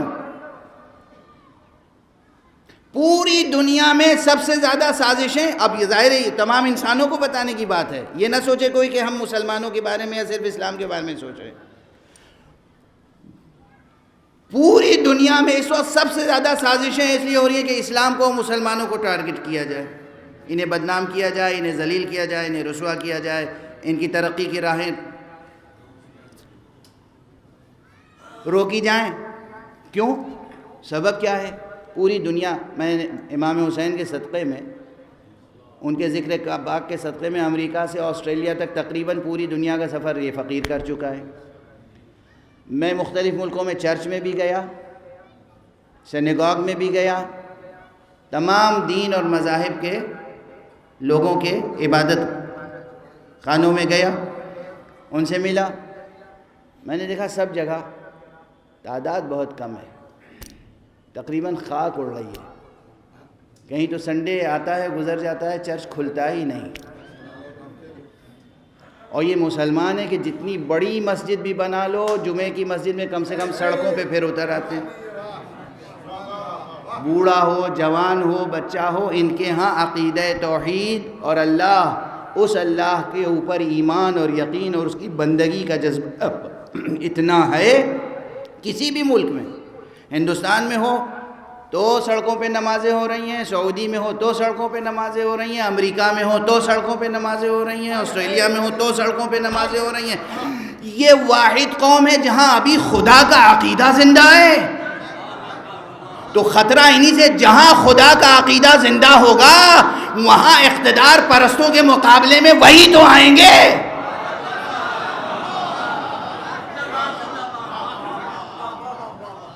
آئے گا کون؟ کیپٹلزم کے مقابلے میں، ظلم کے مقابلے میں، مغربی بربریت اور باربرزم کے مقابلے میں کون آئے گا؟ توحید، اہل توحید۔ اس لیے سب سے زیادہ آپ کو اپنے عقیدہ توحید کو بچا کر، دامن مصطفیٰ سے وابستہ رہ کر، صراط ولایت پر گامزن رہ کر، اپنے وجود کو اور اپنے دین کو اور اپنے ایمان کو پورے علمی اور عملی اہتمام کے ساتھ بچانا ہے۔ اگر نہ بچایا تو نہ آپ بچیں گے نہ دنیا بچے گی، اور اگر آپ نے اپنا سفر جاری رکھا صحیح صراط مستقیم پر تو آپ کے صدقے میں دنیا بھی بچے گی، دوسرے بھی بچائیں گے۔ اور اگر اتنی بات سمجھ میں آ گئی تو توحید پر گامزن رہنے کے لیے کیا کہا تھا میں نے شروع میں؟ الفاظ میں کچھ نہیں رکھا ہے، الفاظ میں کچھ نہیں ہے، ڈکشنریوں میں کچھ نہیں ہے، کتابوں میں کچھ نہیں ہے، ان زندہ وجودات کی تلاش کرنی ہوگی۔ کتابیں پڑھ کے خدا سمجھ میں نہیں آئے گا،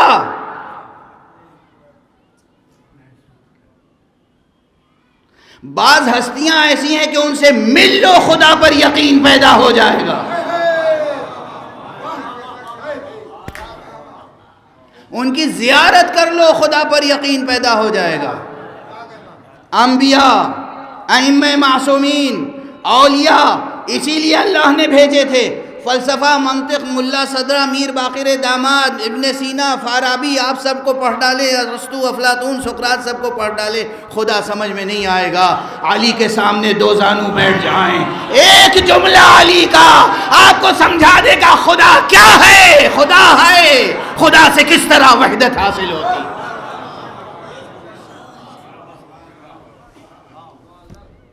بس ابھی سب تھیں تو منتشر باتیں، لیکن زبان پہ آتی گئی تو کہتا گیا، اور ضروری تھیں۔ سوچا تھا کیسے کہوں، کیا کہوں، میں نے کہا ایسے ہی آزادانہ طور پہ کہتا چلا جاؤں، سب ہو ہی جائے گا انشاءاللہ۔ اس لیے میں کہہ رہا تھا جہاں کی بات ہے وہاں پہنچ جائے گی۔ بس اب میری طاقت جواب دے رہی ہے، ایک جملہ عرض کروں گا۔ ایک، آپ اہل ایمان ہیں، اہل ولا ہیں، ایک جملے میں، ایک لفظ میں آپ کی طبیعتیں منقلب ہو جائیں گی اور مال مجلس حاصل ہو جائے گا۔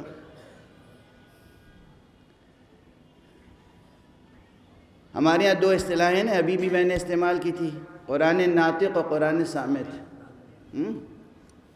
اس میں شک نہیں کہ قرآن صامت نے اس کتاب الہی میں، یہ واحد کتاب ہے روئے زمین پر جس میں علم ہے، اس میں علم ہے، اس کتاب میں علم ہے، یہ کتاب علم ہے، یہ تنہا کتاب علم ہے۔ لیکن یہ ایک الگ بحث ہے، کوئی پوچھے گا پھر، اب ظاہر ہے ایک مجلس میں کتنی بحثیں سمیٹ سکتا ہوں۔ تو میں نے پہلے ہی عرض کیا، عام طور پہ کتابوں میں علم نہیں ہے، علم تک پہنچنے کے اشارے ہیں، قرآن کتاب علم ہے، ایک الگ بحث ہے۔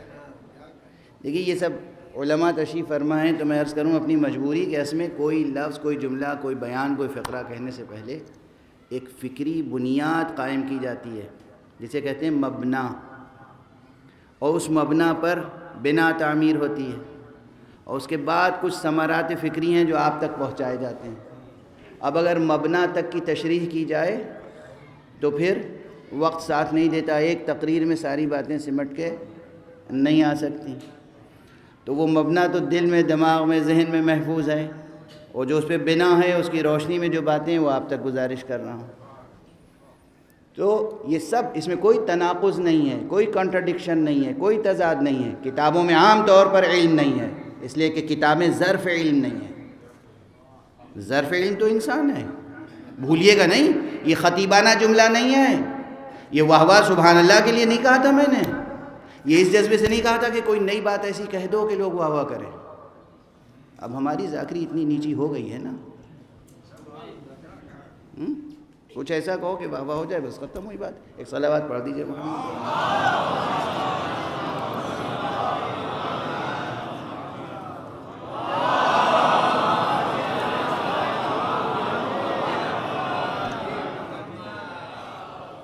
نہ یہ اس لیے عرض کیا تھا کہ بس کوئی نئی بات کہنی ہے تو کہہ دو، نہ جانے کتنے تفکر کے بعد، کتنے مطالعے کے بعد، کتنے فلسفیوں کے مسائل کو پڑھنے اور حل کرنے اور متھنے کے بعد یہ باتیں گزارش کی ہیں میں نے. اور اس لیے طالب علمانہ عاجزی سے خدا کے شکر کے ساتھ عرض کرتا ہوں کہ شاید یہ باتیں کہیں نہ ملیں گی، میرے بعد ملیں گی کتابوں میں حوالے کے طور پر، بعد میں ملیں گی. یہ فقرے نہیں ملیں گے آپ کو. یہ طالب علمانہ عاجزی سے کہہ رہا ہوں، غرور سے نہیں کہہ رہا ہوں، یعنی غرور سے نہیں عرض کر رہا ہوں، تکبر سے نہیں عرض کر رہا ہوں. ایک بنا ہے کہ کتابوں میں علم نہیں ہوتا، کتابوں میں نور نہیں ہوتا، سیاہی ہوتی ہے.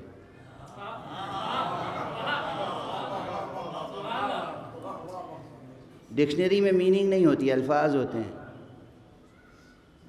ٹھیک ہے نا. انسانی وجود ہے، قلب انسان جس میں علم ہوتا ہے. لیکن یہ کہنے کے بعد پھر کہہ رہا ہوں قرآن کتاب علم ہے. کیوں کہہ رہا ہوں؟ تضاد ہے، تناقض ہے؟ نہیں، یہ میں نے آج کہہ دیا. اور باقی کیوں نہیں کہا اور یہ کہہ رہا ہوں کہ تناقض نہیں ہے، تضاد نہیں ہے، پھر کبھی انشاءاللہ. قرآن کتاب علم ہے لیکن کتاب صامت ہے، یعنی خاموش ہے. حقیقتاً وجود مبارک مصطفیٰ صلی اللہ علیہ وآلہ وہ ہے قرآن ناطق. حقیقتاً انسان کامل کا وجود جناب امیر المومنین علی ابن ابی طالب علیہ السلام وہ ہیں قرآن ناطق. اب یہاں پر بھی علمی بحثیں ہیں، فلسفیانہ بحثیں ہیں. یہ صرف ادبی شاعرانہ منقبتی تعبیریں نہیں ہیں، بلکہ یہاں بحثیں ہیں، بنیادیں ہیں. لیکن عوام الناس کے سمجھانے کے لیے ایک تمثیل عرض کروں گا، ایک جملہ عرض کروں گا اور معال مجلس بھی حاصل ہو جائے گا. مجھ سے کہیں کسی نے پوچھا کہ آخر آپ اس کتاب کو قرآن صامت کیوں کہتے ہیں اور محمد و آل محمد کو قرآن ناطق کیوں کہتے ہیں؟ میں نے کہا دیکھیے، علمی اور کلامی اور فلسفیانہ ڈسکشنز تو اپنی جگہ ہیں. آپ تاریخ میں جا کے دیکھ لیجئے، یہ جو آپ قرآن مجید جزدان میں رکھتے ہیں، اسے بھی کسی نے نیزے پہ اٹھایا تھا مگر یہ خاموش رہا.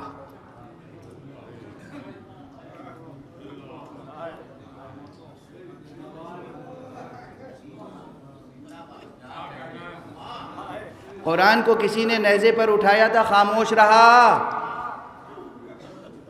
مصطفیٰ کے لال حسین کے سر کو نوکے نیزہ پر اٹھایا تھا تو خاموش نہیں رہا. یہیں پتہ چل گیا یہ قرآن صامت ہے، یہ قرآن ناطق ہے.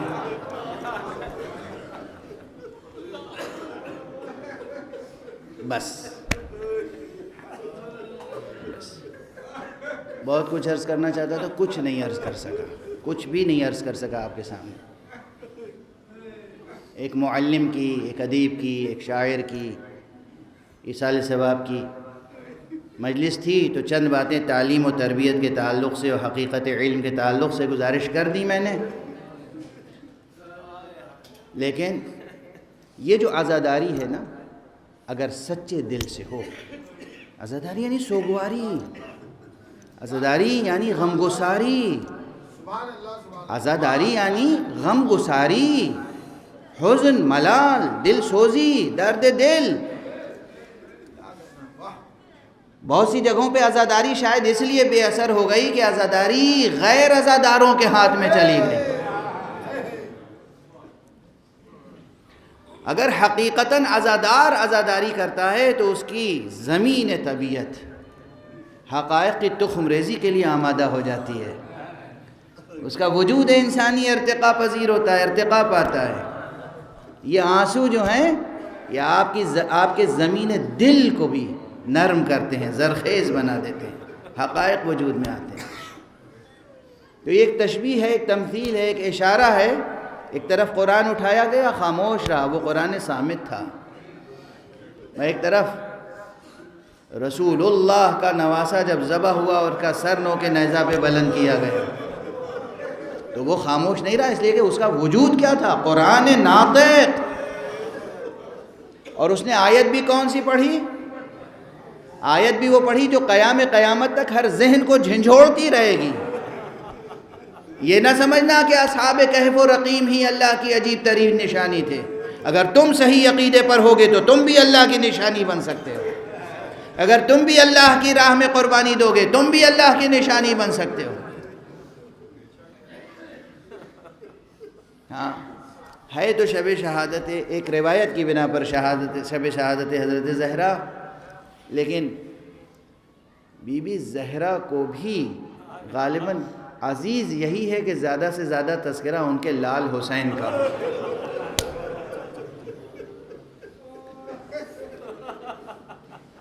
حسین پر گریا عبادت ہے، عبادت. خدا کی قسم، ایمان باللہ کے ساتھ، وابستگی مصطفیٰ کے ساتھ، سچے امام حسین کی راہ میں سچے درد و کرب و الم اور حزن و غم کے ساتھ ایک قطرہ اشک عزا بہشت کی قیمت ہے، بلکہ شاید اس سے بھی گراں تر. امام حسین کے سچے عزادار کا ایک آنسو جنت سے زیادہ قیمتی ہے.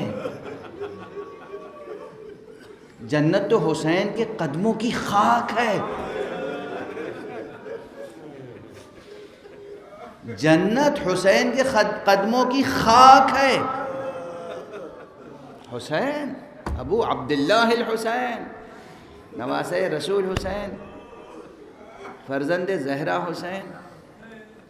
میں کیسے یہ جملہ ادا کروں؟ شاید بس اسی جملے پہ ختم ہو جائے گا بیان. عموماً میں تفصیل سے روایتیں نہ فضائل میں پڑھ پاتا ہوں اور نہ مصائب میں، بس اشارے کر کے گزر جاتا ہوں. یہ ایک حقیقت ہے جس کا بیان روایتوں میں ہے کہ کربلا میں انبیاء موجود تھے، آدم تا خاتم. روز عاشوراء ملائکہ کی فوج تھی، مومنین جن سب یکجا تھے. زمین تا آسمان لشکر حسین تھا جو نظر نہیں آ رہا تھا لوگوں.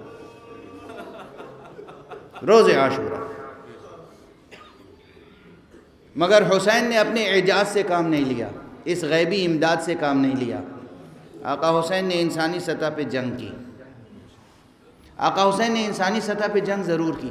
کیسے کہوں یہ جملہ، کیسے عرض کروں یہ جملہ؟ لیکن خدا کی قسم، جس ماں نے چکی پیس پیس کے پالا تھا،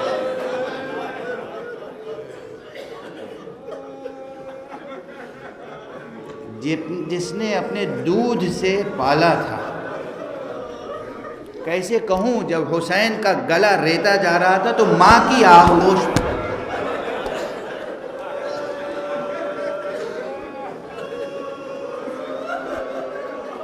فاطمہ زہرا کہیں دور نہیں تھی.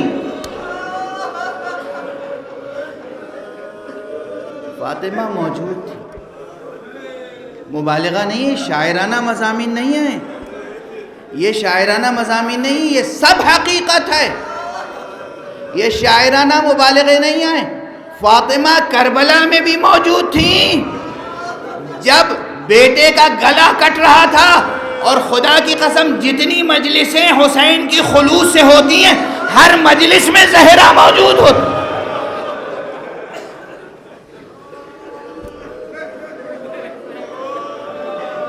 یہ مبالغے نہیں، ہر مجلس میں زہرا کی شرکت ہوتی ہے، ہر مجلس میں علی مرتضیٰ کی شرکت ہوتی ہے، ہر مجلس میں سرکار رسالت مآب کی شرکت ہوتی ہے، ہر مجلس. ہم لوگ مصائب پڑھتے ہیں، جب خاص طور سے آقا حسین کا تذکرہ ہوتا ہے تو سر پہ عمامہ بار ہو جاتا ہے. اس کے دو اسباب ہیں، یعنی ضمیر گوارا نہیں کرتا کہ سر پہ عمامہ رہے. اس کے دو اسباب ہیں. ایک تو سبب شدت غم ہے اپنی جگہ. یہ کیسے ممکن ہے کہ آقا حسین کے سر سے عمامہ چھینا گیا ہو، لوٹا گیا ہو؟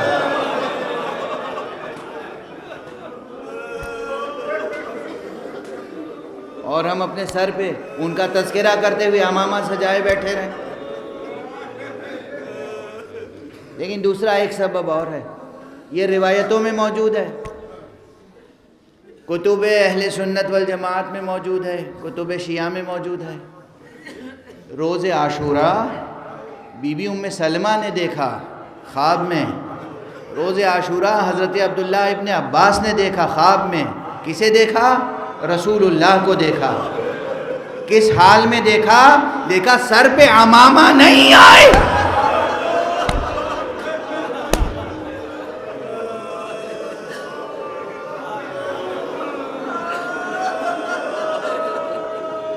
رسول کے سر پہ عمامہ نہیں آئے، ریش مبارک اور سر کے بالوں پر غبار ہے، خاک ہے، چہرہ آنسوؤں سے تر ہے۔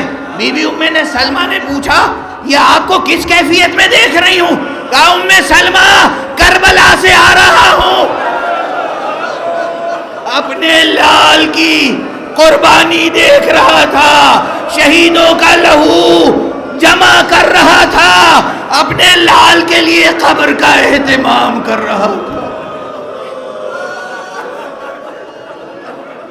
انا للہ و انا الیہ راجعون، رضا بقضائہ و تسلیما لامرہ۔ انا للہ و انا الیہ راجعون، رضا بقضائہ و تسلیما لامرہ۔ انا للہ و انا الیہ راجعون، رضا بقضائہ و تسلیما لامرہ۔ پروردگار ہمارے سینوں میں چراغ توحید ہمیشہ روشن رہے۔ پروردگار معبود ہمارے ہاتھوں میں ہمیشہ دامن ختم نبوت رہے۔ پروردگار ہمارے قدم ہمیشہ صراط مستقیم ولایت علوی پر گامزن رہے۔ پروردگار ہمارے لیے علوم و معارف اہل بیت کے دروازے کھول دے۔ معبود اس کرۂ ارض سے، انسانی معاشرے سے غربت کو، جہالت کو، بیماریوں کو مٹا دے۔ پروردگار ہمیں علم اور دولت و ثروت و صحت و حیات و بقا عطا فرما۔ پروردگار اپنے ولی آخر کو اس نے ظہور عطا فرما اور ان کے ہاتھوں سے اپنی رحمت و رافت کا پرچم لہرا دے۔ پروردگار حضرت ولی فقیہ رہبر انقلاب اسلامی کو اپنی خاص حفظ و امان میں رکھ۔ پروردگار ان کو صحت عطا فرما، ان کا سایہ ملت اسلامیہ کے سروں پر قائم رہے اور ان کی رہبری میں ان کے زیر پرچم ہم حضرت امام مہدی کا استقبال کر سکیں۔ ایک مرتبہ سورہ حمد، 3 مرتبہ سورہ اخلاص کی تلاوت فرما کر پھر آپ تمام حضرات پروفیسر سید فضل امام رضوی مرحوم اور تمام مؤمنون و مؤمنات، مرحوم رضوان عباس ابن نقی عباس اور تمام مرحومین مؤمنین و مؤمنات کو ایصال فرمائیں۔